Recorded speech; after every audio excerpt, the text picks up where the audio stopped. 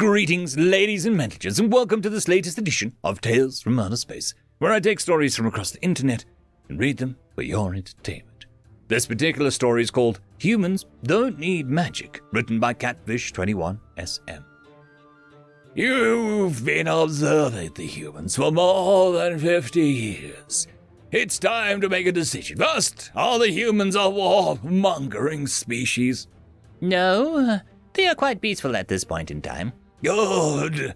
Now, how advanced are their magical capabilities? From our observations, they have none. None? As in they have no magical capabilities at all? Correct, Your Majesty. That's all I need to know. Prepare the armies immediately. We will invade their reality tomorrow. Sir, if I may offer an opinion. You've done your job well. I will allow it. However, if it has no relevance, then you will face strict punishment. Go on, speak. Your Majesty, I would like to strongly advise against any aggression aimed towards the humans. What is this outrage? You've said yourself that they are not only a peace-loving civilization, but they have no magic to speak of. This will be the easiest conquest in the history of my empire. Are you insulting me? Do you wish to lose your head? No, sire. Please, hear me out. You have spent 50 years of your life serving me diligently. I will allow you the dignity of one last report. Go on, but do not waste my time. Yes, sir. As you've stated, I've spent 50 years living amongst the humans in disguise that they were not able to detect me because they lack even the simplest magic. But what they have is far more terrifying. Sire, they do not need magic. They have weapons that are far more powerful than our most daunting spells. They have weapons that are precise enough to destroy a single coin from the other side of the world in mere minutes. The same weapons are powerful enough to destroy a large city with a single attack. They have metallic vehicles that can fly through the air faster than the speed of sound. They have autonomous drones that are capable of swarming a location like a swarm of locusts, but each one capable of killing hundreds. They don't even need humans to command them. They are like trained war animals. They have standing armies in the hundreds of millions and are able to recruit billions more at a moment's notice. They are even capable of creating diseases that, in a matter of days, could bring an entire species to extinction. They have weapons that, if used, would end their entire world, destroying almost all life on their planet. Sire, they are not peaceful people because they choose to be. It is because they went to war in any serious sense. Then they would be more than likely to drive themselves to extinction. They do not have magic and aren't capable of traveling between other planes. However, they do not need magic to defend themselves. However, sire, I propose that most terrifying thing about them is not their weapons of mass destruction, but it is the fact that their information-sharing network, like a crystal ball, they are able to record information and share instantaneously over nearly any distance. Furthermore, unlike our society where only a few of the elite have access to this magic, a vast majority of humans have access.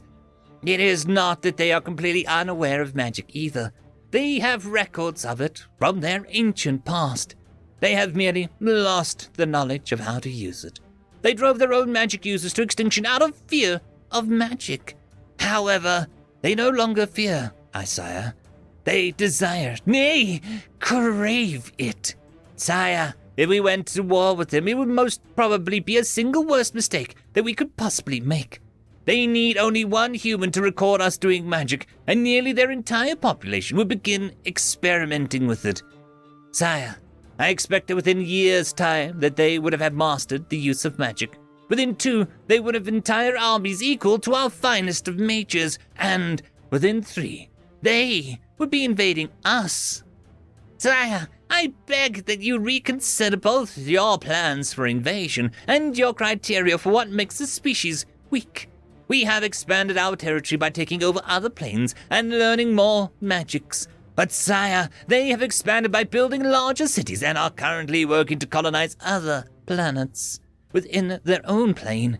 We only recently learned that stars were more than just magical lights in the sky, but they've known for this for hundreds of years, and they are working to expand their domain within their own plane. I suppose, sire, that it'll not be too long before they learn of other planes and start working on technologies that will allow them to travel to other planes. Before that, sire, I would highly recommend trying to make peace with the humans and avoiding bringing their ire. I believe that they have far more to offer us than we have to offer them, after all. I will have to take that into consideration. Let me get the opinions of our other spies and I'll get back to you. Thank you for this valuable information. Now, of course, sire, it is my duty, nay, my privilege to serve you to my utmost ability. Very good. You will be shown to your room where you will be staying while awaiting my decision. Thank you, sire. Later, in the private room, the mage sat speaking privately with two other men, one of them a humanoid wolf and the other a humanoid cat. Wow, I still can't believe that you were able to do all of that with some makeup and silicon. That's absolutely amazing. That far surpasses the magic is capable of. Yeah, well, magic is pretty nifty as well. No, you found me out immediately. I stood absolutely no chance against you humans. I am glad that you wanted peace. You let me live freely amongst you, even giving me an ID card and giving me an allowance to observe your people. Most would not have been so kind. Yeah, well, we just wanted peace, and we figured that convincing you with reality would be far easier than trying to make up lies. So, how did it go? Think that we can convince him? I think so. He said that he was going to speak with the others. If they don't spill the beans, then I'm pretty sure that we can make him choose reasonably. He didn't conquer so many planes by being an idiot, after all. Yeah, sure hope so. Magic can be a really great tool for peace. I'd hate to have to weaponize that as well. Like we did nuclear power. Yeah, I really don't want to see what you're capable of with magic and technology at your disposal. Even the thought is terrifying. By the way, how are your special ops doing? They've successfully infiltrated 50 of the most advanced planes and are currently working to integrate into society there. We've pretty much got the foundations of magic figured out, and we just need to figure out just what it is capable of. No worries though. Even if the Emperor does choose war, we can always start the disinformation campaign against him. If our information is correct, then the only wars he's ever fought were fought with magic. He'll have no idea what hit him. Then we just install a new leader that wants peace with us, and it's as good as the done deal. Good. Thank you for that. End of story. Story number 2. You wish to wage war on us, written by Ouijan Warrior. The screen flickered for a moment as the trio buffered. The Council of Elders leaned forward, chittering as they wanted to see the human reply to their ultimatum. Eventually, the blue and white planet on the display stopped spinning, dissolved, and was replaced by a human figure. The human looked straight at the trio pickups, baring its fangs and teeth in a way that made several of the elders pull their eyes back into their skulls. And it started to speak. We have received your transmission, and the General Assembly has provided me with the following prepared statement. The human's prehensile multi-fingered appendages dipped out of view for a second, before bringing up a single sheet of compressed plant material. The human took a breath and started reading from it. You wish to wage war on us, because your elders feel that humanity is polluting your culture with cheap entertainment and access to the galaxy net. You wish to wage war on us because your manufacturers feel that humanity is undercutting them. You wish to wage war on us because your farmers feel that their wares cannot compete with imported food. You wish to wage war on us because your traders feel that humanity is taking more than our share of the market. Very well. Declare war if you so desire. The human looked up from the sheet, its forward-facing eyes seemingly staring straight at each of the council before continuing. But know this, we won't fight you in an open battle. We won't invade your planets nor destroy your fleets. We will sanction you we will stop trading with you, so your traders lose access to 17 human worlds.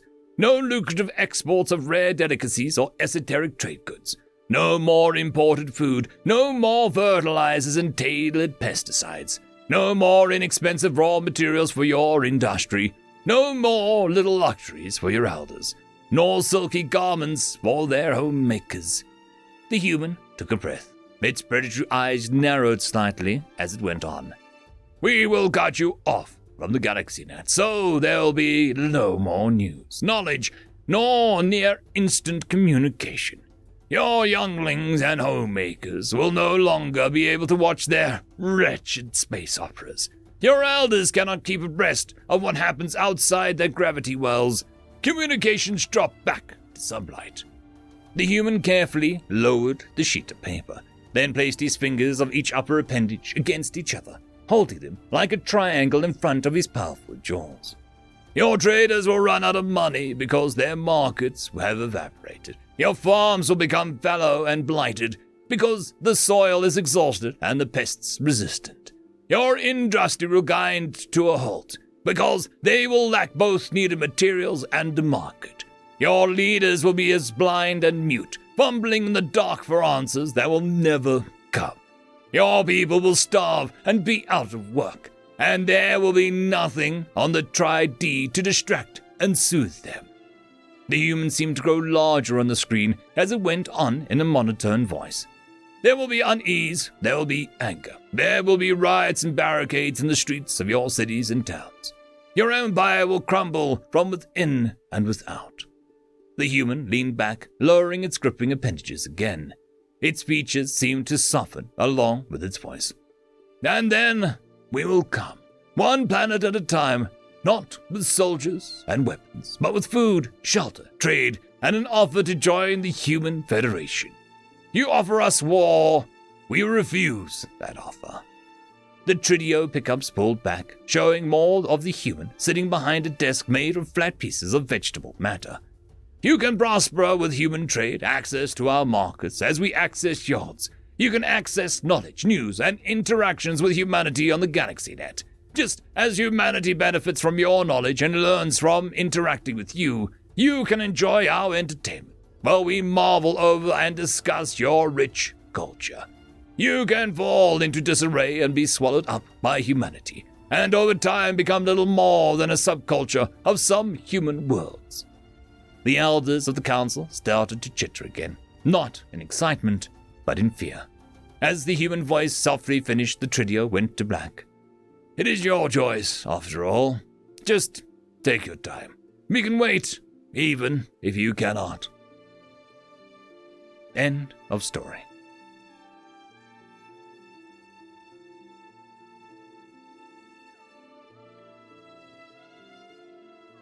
I would quickly like to thank our Tier 5 patrons, Dragzoon WRE, Quantum Wednesday, Ambrose Cattell, Lord Ashrakal, Bushmaster 177, Casper Arnholtz, Cam Maxwell, and Arcadian. Thank you very much.